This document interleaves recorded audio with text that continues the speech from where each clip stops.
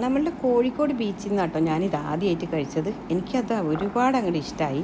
അടിപൊളി ടേസ്റ്റാണ്. അവിടെ ഒരു ഇച്ചിരിയും കൂടെ നന്നായിട്ട് മസാല ചേർത്തിട്ടുണ്ട്. ഞാൻ കുറച്ചേ മസാല ചേർത്തിട്ടുള്ളൂ. ഇതെന്താണെന്നല്ലേ, ഇത് നമ്മളുടെ കാടമുട്ട ഫ്രൈ ആണ്.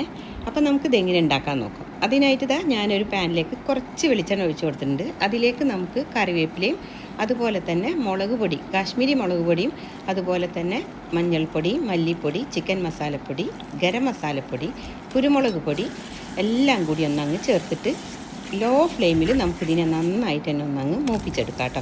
ഇനി അതിലേക്ക് പുഴുങ്ങി തൊലിയൊക്കെ കളഞ്ഞ് കഴുകി വൃത്തിയാക്കിയിട്ടുള്ള കാടമുട്ട ചേർത്ത് കൊടുത്തിട്ട് ഒരു 2 മിനിറ്റോളം നന്നായിട്ട് തന്നെ ഒന്നങ്ങ് റോസ്റ്റ് ചെയ്തെടുക്കാം കേട്ടോ. 2 മിനിറ്റ് ഇതിൽ കിടന്ന് നന്നായിട്ട് തന്നെ ഒന്ന് റോസ്റ്റായിട്ട് വരുന്ന സമയത്ത് നമുക്കിതിലേക്ക് കുറച്ച് ഉപ്പും കൂടി ചേർത്ത് കൊടുക്കാം.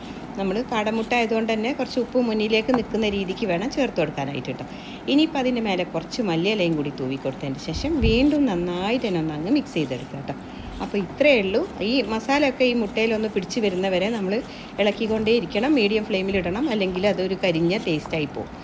അപ്പോൾ ഇത്രയേ ഉള്ളൂ. സൂപ്പർ ടേസ്റ്റി ആയിട്ടുള്ള കാടമുട്ട റോസ്റ്റ് ഇവിടെ റെഡി ആയിട്ടുണ്ട് കേട്ടോ. നല്ല അടിപൊളി ടേസ്റ്റാണ്. വെറുതെ ഇരിക്കുന്ന സമയത്ത് ഈ മഴക്കാലത്തുണ്ടല്ലോ, നമുക്കൊരു ഗ്ലാസ് കട്ടൻ ചായയുടെ ഒക്കെ കൂടെ സൂപ്പറാണ്. ട്രൈ ചെയ്ത് നോക്കുക. വീഡിയോ ഇഷ്ടമായിട്ടുണ്ടെങ്കിൽ ലൈക്ക് ചെയ്യാനും ചാനൽ സപ്പോർട്ട് ചെയ്യാനും മറന്നു പോയത്. പുതിയ വീഡിയോയുമായി കാണാം. Thank you for watching.